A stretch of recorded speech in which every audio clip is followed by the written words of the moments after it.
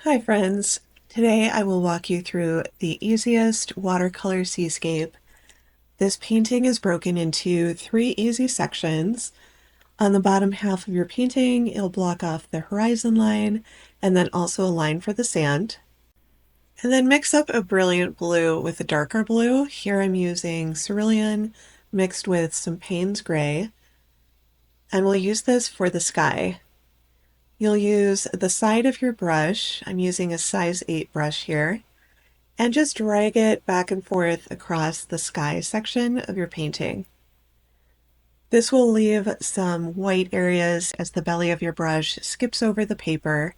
This will especially happen with cold press paper, which has a slightly more textured surface than hot press paper. Make sure you're working that paint in along the sides of the borders. And then rinse off your brush, and we're going to come back in and work on the water. So you want to use a slightly darker, deeper blue here. Again, I'm using the Payne's gray, and use the side of your brush to scoot along the paper, leaving a little bit of white. Mine didn't leave too much white here, so I'll come back in later in the painting and show you how you can make up for that if that same thing happened to you. Next, we'll mix up some color for the sand. I'm using a mix of yellow ochre and raw sienna.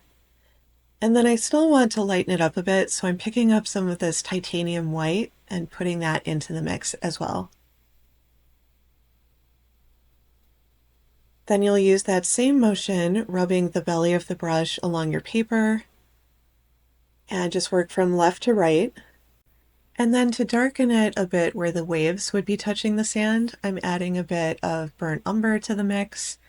This is slightly darker, and I'm concentrating that along the waves. And since the paint for the sand is still damp, this will blend really nicely. So you should still have some of the lighter sand showing down along the bottom and the corners of the painting, and just add that deeper brown along the water. And that will create some really nice wet sand. Then clean off your brush and pick up a bit of the titanium white if you need to add a little bit more into either your sky or your waves. I'm concentrating it on the waves, and do a mixture of a little bit more of a blur, like a soft white, soft edge white, and then some sections of white like this that have a little bit more of a harder edge to it, where you can see it a little more purely and cleanly.